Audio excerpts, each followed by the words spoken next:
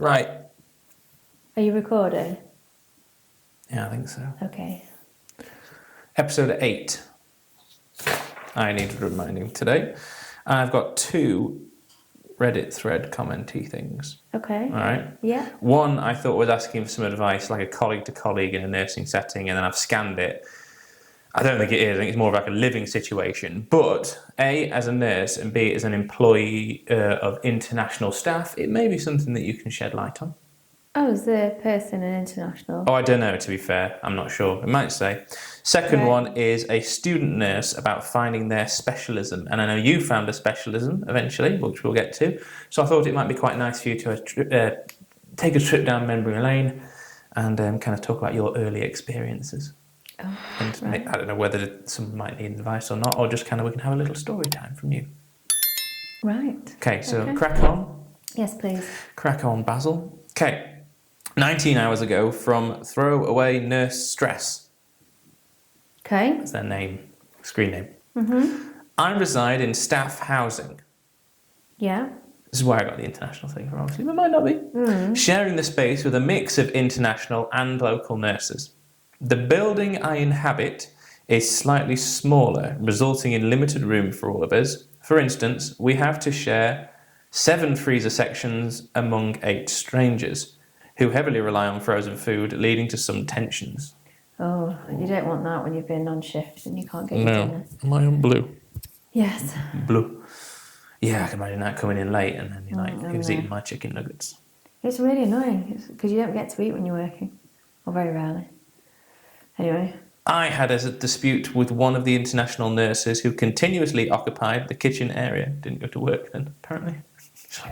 Maybe just didn't make space. Continuously, making it impossible for others to cook. A few months later, I returned home after a long night shift to find that her friend had removed all my frozen food and dumped it on the counter. You're joking? Apparently not. That's not on. Not on. In a note, like a handwritten note, she claimed to have asked me several times to clear my food, though she hadn't. Why? Sorry. Maybe she's spilt over a shelf. I suppose if it's 7 shelves between 8 people, some people. Yeah, then you'd be taking 1 or 2 items out to make space, not clearing the whole thing. Some people are what they are, I suppose. Aside from the loss of expensive food that had to be discarded, I now have no freezer space left. What added to the frustration was that she waited until I left for my night shift to remove the items instead of communicating her devious plan. I have added the word devious, it just says plans. Right. I informed her that I would report the issue to HR and seek compensation, but she refused to reveal her name. This must be the friend of the person who lives there. Possibly, or maybe they don't exist in the night, so... Like Builder John's business partner that he used to go and speak to. That wasn't Builder John, it was someone else, but yeah. I did file a grievance with HR, providing her room number, but they mentioned that without her name, they couldn't conduct Yeah, that's what I mean. an investigation. I don't think they know each other's names in the shared house. Oh, you don't think? No, often they don't. I'm going to say, is that not weird? I believe their response is inadequate. I'm assuming that means the HR. Yes. Please, can I know your thoughts and what would you do in this situation? I can imagine what you would do in that situation. P.S. The landlord isn't interested in getting involved. Before you come in with your gung-ho attitude, or Texas pistols blazing, what the hell is the shared living space, staff housing? How does that work within NHS placements, etc.? Well, the shared housing, or in my experience, is normally literally either a property owned by the trust, which should be close to said trust, or there's actual housing rooms, like little tiny apartments, like a student flat. Yeah, but I'm assuming this isn't student accommodation. This is obviously... but it's in the hospital. It's actually directly in or attached to the hospital. So it used to be massively, massively popular in like Mum's Day. Everyone moved into what they called the nursing home. And that's where the nurses... The nurses' home. Yeah, but they called it the nursing home, where the nurses in training would all move in together, so you didn't have to live with all the scabs, respectfully, in the student blocks when you're working. Oh, honestly, that's a very unpleasant experience. Yeah, so you would live with people who were working same shifts and thing like that. Anyway, it fell out. You're all respectful of your own situation. Well, yeah, because you're all doing the same thing. Anyway, but that sort of fell out of fashion when people started stealing things from freezers. No, it fell out of fashion when there was like the uni boom and people went to uni to do all sorts of different courses. Like the mix. Or the change in becoming a nurse from, I mean, you still did a diploma nurse, but you still went to university. But the change, I suppose, from the vocational side, like your mum, maybe, to more of you go to university and do a course and live in and pay thousands of pounds. Yes, I know, but no, the actual nurses' home thing, which was run by the matron who would manage the trust, that stopped decades ago. Yeah. She would check your uniform and everything was starched appropriately. Those wouldn't be allowed out. There was no boys allowed in because obviously in those days there was only women that were training as nurses. Boyfriends weren't allowed. My dad was actually locked in a wardrobe when the fire drill happened once, and Mum didn't know it was a drill. But rather than risk, calm and calculated as always, your mother, I'm sure.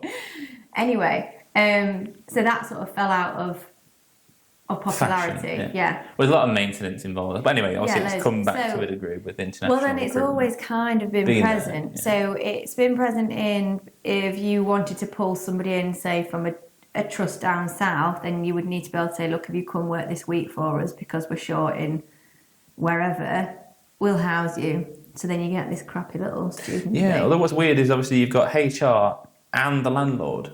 Yeah, so it's obviously paid for by the trust, but it's still a private. As it's I not said owned at by the the trust. beginning, Yeah, I don't remember there's that far. often trust will own properties close to the trust. There's tons around our local hospital. Yeah, but the trust obviously doesn't own this one. No, but they might lease it on behalf of, and then use they it take as on. staff. Yeah. No, we. So they'll take it as an employer, and then they'll like sublet-ish kind of thing. So that's happened for years.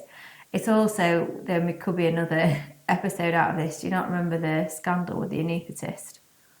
Did I not tell you about that? The on-call anaesthetist in the hospital provided digs. Are we talking your time or? No. Anyway, we'll come to that. Keep that for later. Yeah, but properties became abused, should we say, and misused. So, anyway, I'm assuming this lady is stuck in a shared house, which is probably, will be leased by the NHS. We don't know that it's a lady, I suppose, but we assume.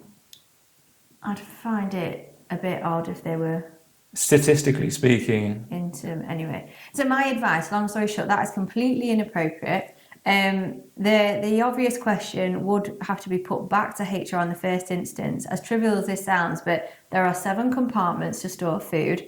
There are 8 people living in this house. It is up to HR to delegate said space. So regardless of HR responding to this woman chucking out all the food, you could definitely insist that HR looks at that situation. Yes. Well, because you're looking at HMOs, and I'm assuming it'll all be fine, but they've have to have living spaces and amenities which are suitable for the number of people. Yes, so if you have a couple's room, it's not done on rooms, it's done on the number of people staying there. So if they can't, then there should only be 7 people living in that house. And the reason that's mentioned is because the trust renting the property might be falling foul of simple procedure and policy, because as you rightly point out, there has to be adequate space for everybody. So the first thing is go straight to HR and again, but say, look, regardless of your ignorance to do with the actual complaint, there needs to be proper allocated space for food storage. The issue that this person's going to have is the other person who's randomly chucking food away is obviously taken some, whatever the word is, to this person. So my concern would be, if it was me, that would happen again. My actual advice to me as a person is I would knock on this dudette's door and just ask the question. Like, what do you think you're doing? Why have you done that? X, Y, Z, open a conversation and try and actually sort it out myself. Politely. Yeah. Yes. But this is what's going to make. Surely HR have got this person. If this person is staying in that house and you know what room number it is, then they know who it is, which is why I thought it was the friend. No, it's not. They obviously don't. But you wouldn't in like a shared house. But also, HR would know. Yeah, but HR will do anything to get out of doing something. Often. There's 2 options really, isn't it? Is that 3? Open the door and say, "Oi, what's going on?" Yeah. Well, there's a 4th one, which is just get all her food and chuck it out the window. I've intentionally avoided saying that. I don't believe too. There's that one. Revisit HR and make it formal, because technically it's a crime. Yeah. 3 would just be to suck it up, realise you're not going to get anywhere with crappy landlords, crappy HR, and idiots who live in the same building, and move. Well, yeah, obviously, but I'm assuming that's not an option for this person. Otherwise, maybe they'd be already doing that and not asking for advice on here. Like I say, my advice is go to HR and raise a separate issue that property needs to be fit for purpose, and therefore there needs to be individual allocated spaces for the number of people living in said property. And if there's 7 compartments of food and 8 people, where the fuck's the 8th person supposed to put their food? So HR have to give a resolve to that. If they can't, they don't, they won't, then obviously that can be escalated because it becomes a legal issue. Yeah, although it might mean without knowing the HMO requirements, it may be fine. It may well be, but what I'm saying is there's at least grounds for some further whatever.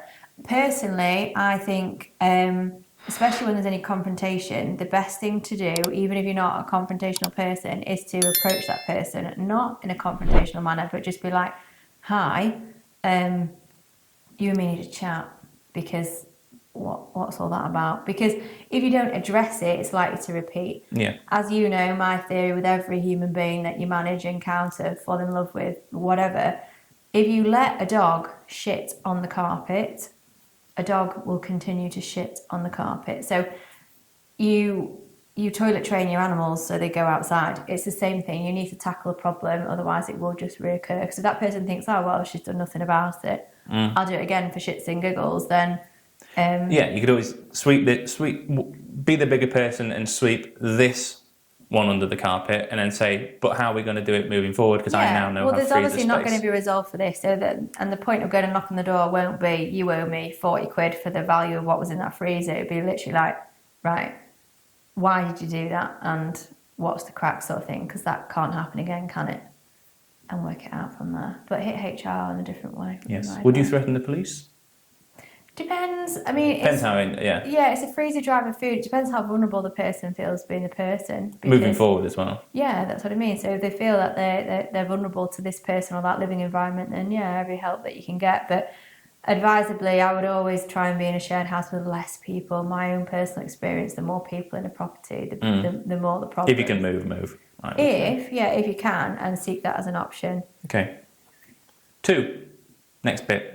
I was just going to say one last thing. You can also buddy up with somebody else. Yeah, you can't be in that situation. You're not going to be the only person who's having trouble. No, most likely. I would just then do a little round of saying, might just be me, and this isn't a pity party. Just want to know if anyone else has experienced the same problem. Great, if not, sucks of you too. But sort of, and then even it's like, well, hi, I'm Kate, so I normally work this shift pattern, and I'm like, would you mind awfully just keeping an eye on my stuff when I'm not in, or whatever. Yeah. You know, strength in numbers. Yeah. Communication. People don't talk to each other enough. That's my opinion. Yeah. I think that's a good note to end on there, for that point. Tootles about 16 hours ago. Yeah. I think I've just had my when you know moment with regards to a specialism. And the question is, what was yours? I'll read it first now. Okay. Evening. I had my first day of placement today, second-year student, shadowing a scrub nurse. I'm assuming that's not a... surgical, yeah. And I feel like I've found my people. Aww. I'm a mature student, 36. I mean, that is mature for a student, but it really makes you feel like not old. Who spent years doing project management, events work, and left to pursue some different goals. Good for you. Good for you. Yeah, epic. Oh, where am I? I've been working bank in as many different places as I can the past couple of years, and I've been lucky enough to have great facilitators who have shipped me out to various settings over the past year and a half. I've really enjoyed challenging myself in new areas, but haven't felt the right click as of yet. Until today. Oh, good for her. I just loved being in theatre. I loved the precision, the anticipatory nature of the role, the live anatomy lesson, the feeling of helping people, but also being able to send them on their way. She'll mean to recovery. That doesn't sound good, does it? Yeah, I know what she means. Anyway, getting into nursing was a big life decision, and hearing so many negative stories made it an uphill struggle at times. But I've been glad of the path I chose these past couple of years. Feels like I'm reading a children's book. I don't know. No, I don't mean nasty. It's so I know. I nice don't mean because of now. the writing. I mean because of the delivery. Okay. It feels. It just feels so good to have found a wee niche where I think I'll fit, and that also fits me. So please help a cheery student out and give me your "this is for me" stories. Okay, well, first, I think that's lovely and that's great. Surgery was not for me, and I knew that on minus day one when I was in cardiac surgery, so that wasn't my bag whatsoever. Mine was being in the throng of mess, noise. The throng. A throng, okay. A throng of mess, disruption, noise, Chaos. aggravation, mayhem. Oh, it was just perfect. So to me, it was acute medicine. So I started in the eye hospital, which I am grateful for the experience because it's one of the biggest eye hospitals in the country. So I learnt loads.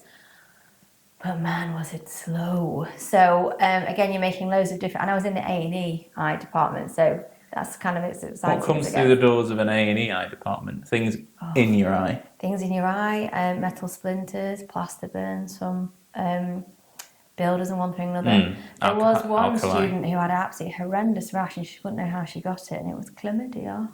Presents in the eye, just so you all know. But then do you send them down to the sexual health clinic, or do they stay with the eyes? Well, she needed both. Because like, if you had a splinter in your eye, like is it eye surgery, or do you get sent to just surgery?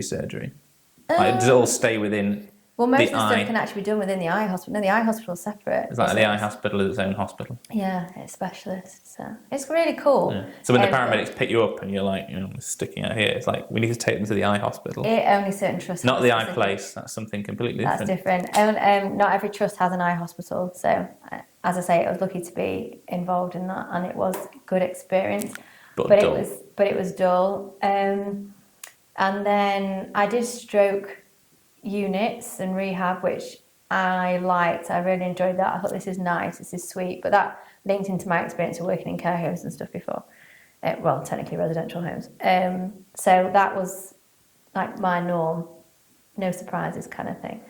Then I went on to a gastro-surgical ward, which the ward manager there was vile and idle, so two very infuriating things that you're working up and against. And that was quite interesting. Is that the one who asked you to stay on and you were like, why have you asked me, you're a knob? Yes, yeah. That's the one. So that was actually my second to last placement. But anyway, that was quite good because there was lots of gooey wounds and staples and... As you'd expect from surgery and gastro. Yeah. So that was... I liked that. That was this is good. I actually enjoyed the placement. So like stoma bags. Stoma bags, open, abdo surgery, great big cavities which were backpacked. Which puts you in a great position for community care down the line. Oh yeah, stoma training and stuff. There was obviously lots of young people with Crohn's and severe ulcerated conditions, and there was a couple of guys who were on there very sadly dying of liver failure because it kind of everything linked in at that point. So we had lots of people who were jaundiced as well, so that linked into the renal stuff. So that was quite interesting. And like I say, I like the wound aspect. The gooiness, as you said in the other one. I like phlegm. I do. Anyway, don't spoil my explanation. Sorry, this is the... Because that was my moment. When you found your people. My people. Yeah, the gooey respiratory people. Anyway, then I had a placement on acute medicine, which was just general acute, where basically anyone that they didn't know what to do with out of MAU ended up there, and that was fab. That ranged from young guys, gangs out of the city, stab wounds, one thing or another, to people with dementia because they had no placement elsewhere. So it wasn't the right place for all the people in there because there was an absolutely huge variation of what you deal with on a daily basis. But as a student nurse, it was epic. It was such a good experience. So then I was like, yes, this is what I want to do. I want to do general medicine, definitely. And then they put me back in theatres, and I don't know why, because I didn't like theatres. And anyway, ended up back in there. Then I did HDU. Which is high dependency unit, but for cardiology, because I had a cardiology placement, which linked into the theatre placement, and then on HDU for a bit. I didn't like HDU. I didn't like doing HDU when I was qualified either. Too many machines, not enough hands-on nursey stuff. I'm a bit old-fashioned in that way. It's very, very, very impressive, don't get me wrong. But just didn't thrill me, should we say. Same with ITU. Again, amazing, absolutely amazing work what people do. But What it's does just IT use? I'm assuming it's intensive therapy unit. therapy. Yeah. Because I was thought ICU, intensive care. Yeah, it's an intensive therapy or ICU, depending on different. But they're the trusts got same different- thing. Yeah, basically. Oh, okay.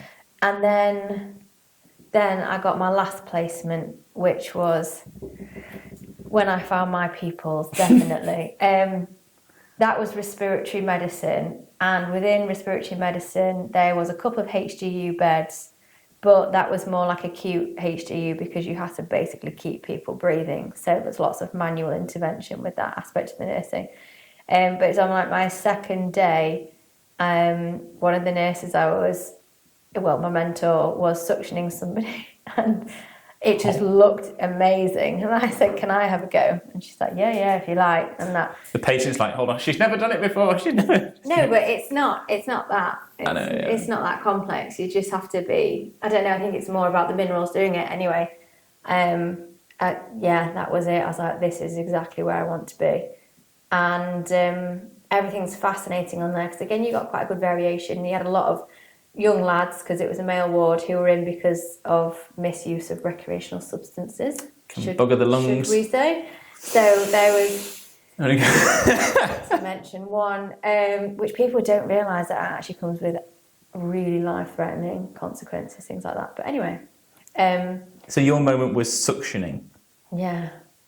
Cool. And why was that your moment?